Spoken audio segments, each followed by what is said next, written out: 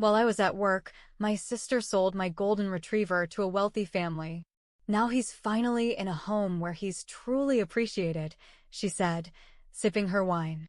I smiled. She had no idea what was coming. Now Max is finally in a home where he's truly appreciated. Rachel said it so casually, swirling the wine in her glass like it was just another mindless remark. At first, I didn't react. I thought I had misheard her. My fork hovered in the air, my pulse quickened. The sound of clinking cutlery and murmured conversations blurred into white noise. What? My voice came out softer than I intended, but inside, everything was screaming. Rachel smirked, tilting her head like she was enjoying this moment. Oh, don't look so shocked, Jess. You know how much of a hassle he was. I found someone who actually values him. I couldn't breathe. Max, my dog, my best friend, had been missing since yesterday. I had searched the entire neighborhood, called every shelter, plastered missing posters, hoping, praying that he had somehow slipped out and gotten lost. The thought that someone had taken him had never crossed my mind. And now, Rachel was sitting across from me, sipping her wine like a villain in a bad movie, telling me she had given him away. I swallowed, gripping my fork so tightly my fingers ached. What did you do? I asked, my voice steady, but I could already feel my control slipping. Rachel leaned back in her chair, exhaling like I was overreacting. Relax. He's with a wonderful family now. They adore him. Unlike you, they don't keep an aggressive dog in a tiny apartment. He wasn't aggressive. My voice cracked as I shot to my feet. Rachel rolled her eyes. Oh, come on. He hated me. He growled every time I walked in. Honestly, Jess, it was creepy. I felt like I was falling. Like the ground beneath me had disappeared and I was free falling into something dark and suffocating. I turned to my parents, desperate for support, for outrage, for anything. Mom cleared her throat and focused on slicing her steak. Dad stared at his plate, chewing slower than normal, deliberately avoiding eye contact. They knew. They had known, and they did nothing. The betrayal hit me like a punch to the gut. Where is he? I demanded. Rachel gave me a look of mock sympathy. Jess, don't be dramatic. Where is he? My voice was shaking now, my hands clenched into fists. Rachel let out an exaggerated sigh, as if I were exhausting her. Fine, if you must know, he's with the Greenwoods. Lovely family, big yard, adorable kids. He's happy. I could hear my heartbeat in my ears. She sold him. Max wasn't just some stray she handed off to a shelter, she sold him to some rich family like a piece of furniture. My phone was already in my hand before I even realized what I was doing. My fingers trembled as I opened the GPS tracking app linked to Max's collar. The screen loaded. A single blinking appeared on the map.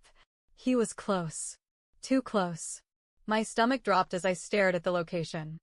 I lifted my eyes, my breath coming fast and shallow. The signal was coming from this house. I looked at Rachel. Her smirk faltered just slightly. You're lying. My voice was barely above a whisper. She arched an eyebrow, but I saw it, the flicker of something behind her eyes. Annoyance. Maybe even panic. Oh, honey, she said, voice dripping with condescension. What are you gonna do? Call the cops?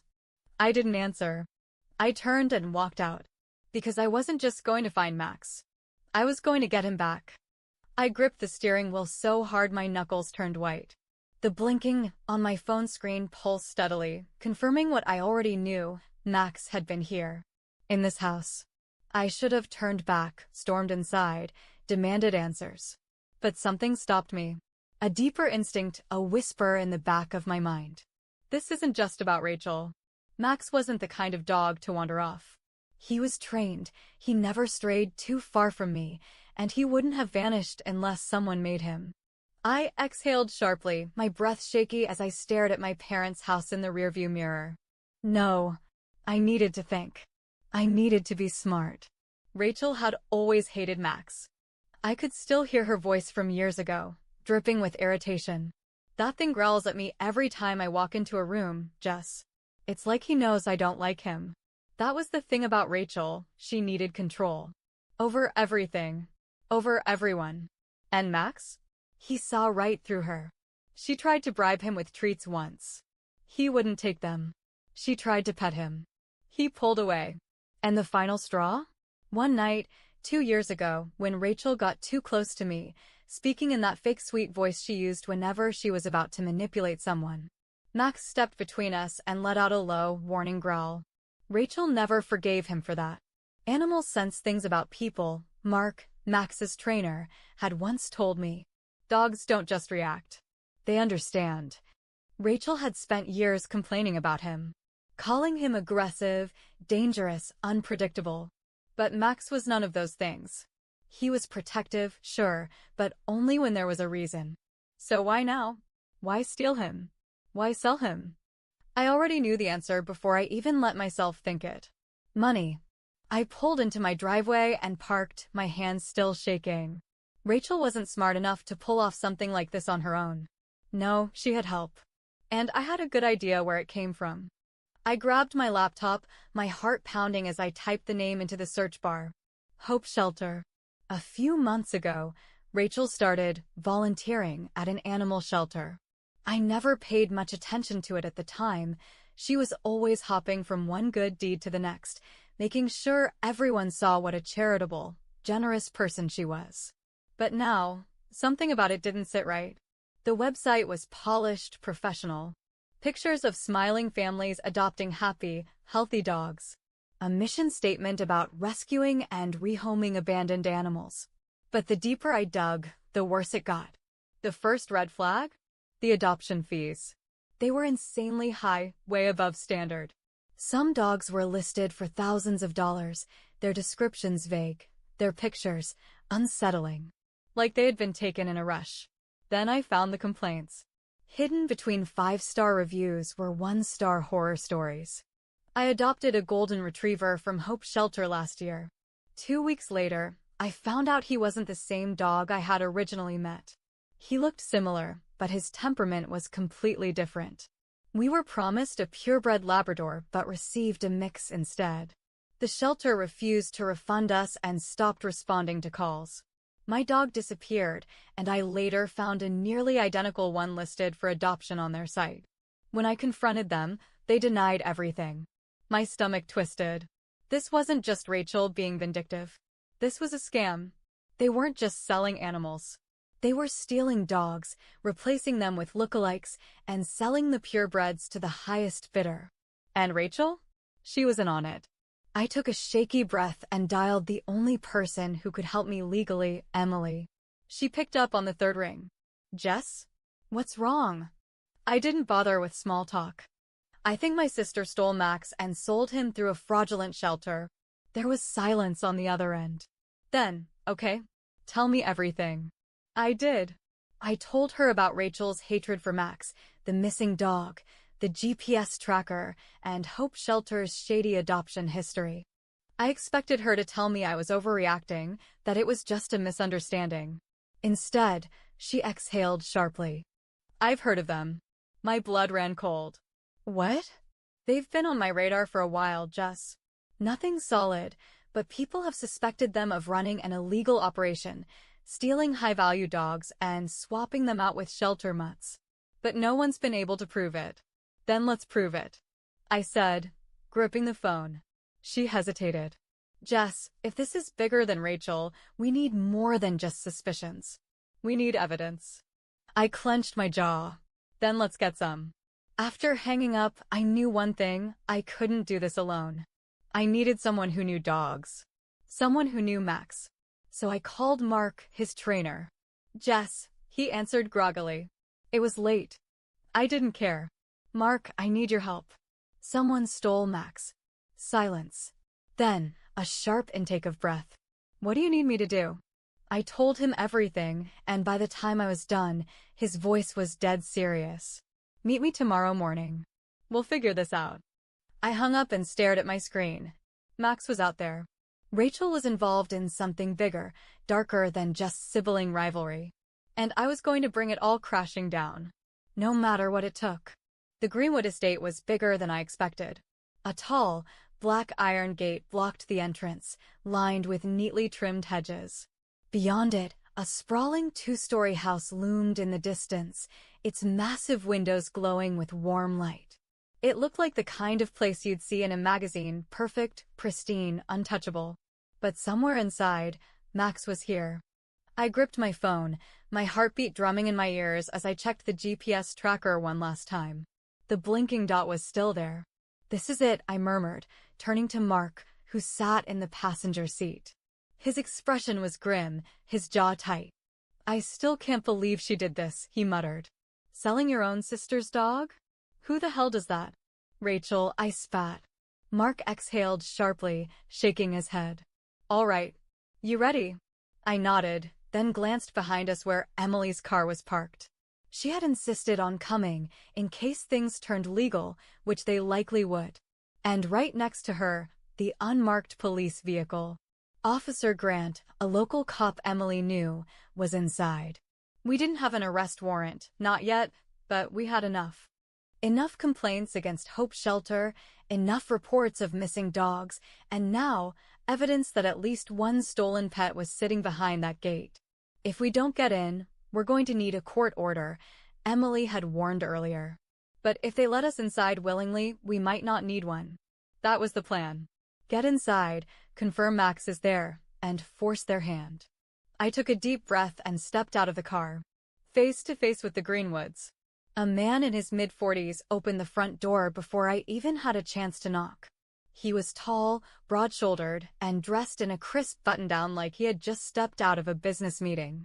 His eyes flicked between me and Mark, then landed on Emily and Officer Grant standing by the cars. His frown deepened. "Can I help you?"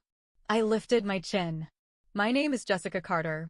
My dog, Max, was stolen from me and sold to your family under false pretenses." A woman appeared behind him, blonde, elegant, rich. Her brows knitted in concern as she placed a hand on his arm. "I'm sorry, but there must be some mistake," she said smoothly. "We adopted our dog legally through Hope Shelter. That dog is mine." My voice was ice. The man stiffened. "That's a serious accusation." "So is fraud and theft," Emily cut in, stepping forward. "We have reason to believe that Hope Shelter has been involved in multiple cases of stolen pets. Jessica has proof that her dog is here." The man's frown deepened, but the woman, she looked uneasy. She hesitated for a fraction of a second. That was all I needed. "Let me see him," I demanded. The woman bit her lip, glancing toward the hallway. Then I heard it. A faint scratching sound. My heart lurched. I knew that sound. I had heard it 100 times before, Max scratching at a door when he wanted to be let out. "Mom?" A small voice came from behind them. A boy, maybe 6 years old, rolled his wheelchair into view, his hands gripping the wheels as he maneuvered closer. He was pale, his brown hair slightly messy, and his face lit up with pure joy when he saw me. "Not me. Max." He came barreling through the hallway, his black and tan fur a blur as he ran straight toward me. For a split second, I couldn't breathe. Then he was on me, his paws against my chest, his body trembling, his tail wagging so hard I thought he might fall over. His tongue covered my face, desperate, frantic, like he was afraid I wasn't real. "Max," I choked out, wrapping my arms around him. I felt his whole body shaking against mine. "That's impossible," the man muttered behind me. "No, Dad," the boy whispered. "She's telling the truth." Max knew her. The silence was suffocating. I kept my arms around Max, feeling his heartbeat against mine. Then I heard it. A soft sniffle. I turned my head and saw the boy, his face crumpled, his hands gripping the wheels of his chair so tight his knuckles turned white. "You're taking him away?" he asked, his voice barely above a whisper. My stomach twisted into knots. I had fought so hard to find Max. Had spent nights searching, crying, raging at the injustice of it all. But now, standing here, I realized something else. Max had saved me 1,000 times over. And now he had saved someone else. I glanced at Emily, then at Officer Grant. They were both waiting for my decision. I swallowed hard and looked at the boy. "What's your name?" I asked gently. "Jake," he whispered. "Jake. Max is my best friend." My throat tightened, but I force myself to keep talking. But I can see he's yours too. Jake nodded, his lower lip trembling. I took a slow breath. I won't take him from you, I said finally. But I will make this right. Jake blinked up at me. How? I looked at his parents. You were scammed, I told them. You paid for a stolen dog. But I don't blame you for that. You didn't know. I exhaled. I can help you find another companion for Jake, one who needs a home. I felt Max shift in my arms. Then, slowly, he stepped back. For the first time, he turned, his big brown eyes moving from me to Jake. And then, just as quickly, he went to him. He placed his head gently on the boy's lap, his tail wagging, his body lowering into a calm, steady sit. Jake wiped his eyes and smiled. My vision blurred. I nodded once, swallowing the lump in my throat. We're gonna fix this, I said, my voice thick.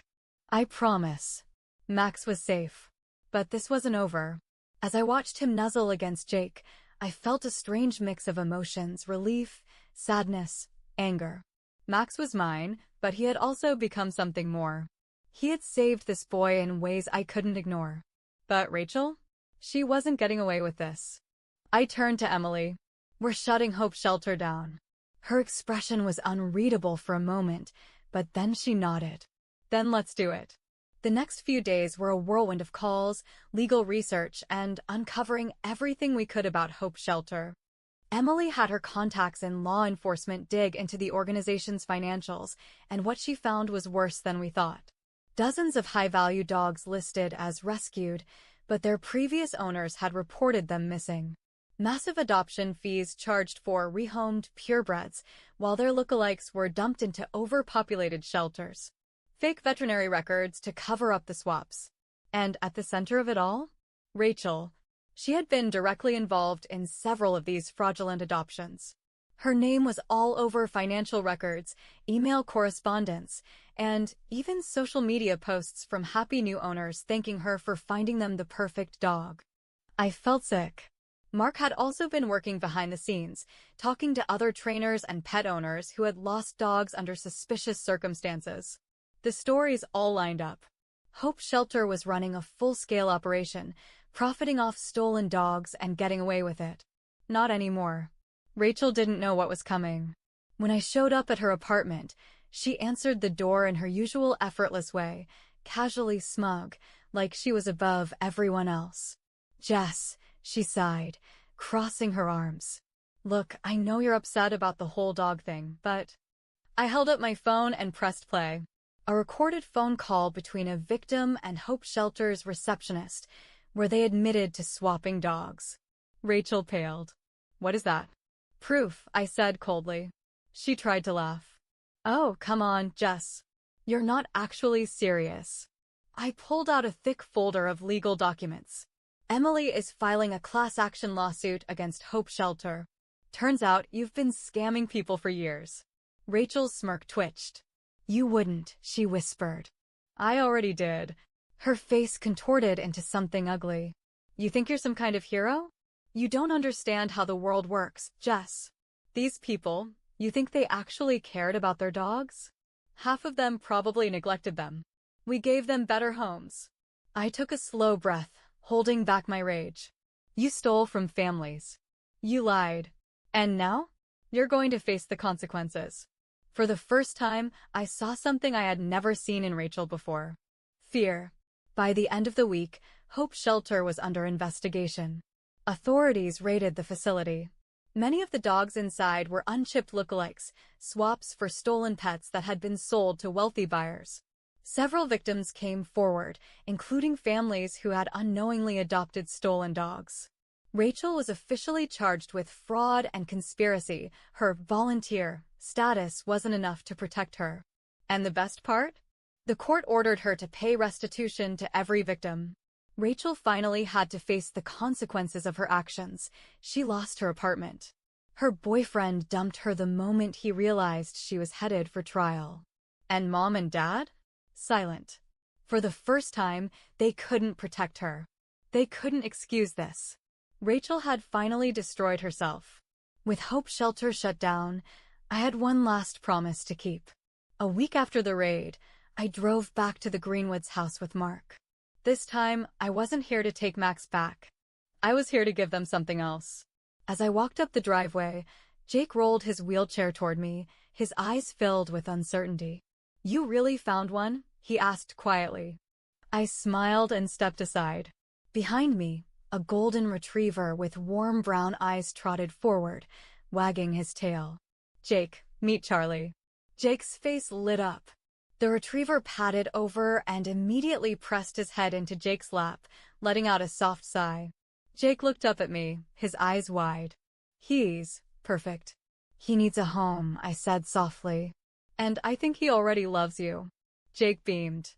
I turned, and for the first time, I let go of Max. I wasn't losing him. I was giving him what he had given me, a second chance. The morning air was crisp, the sky painted in soft hues of pink and gold.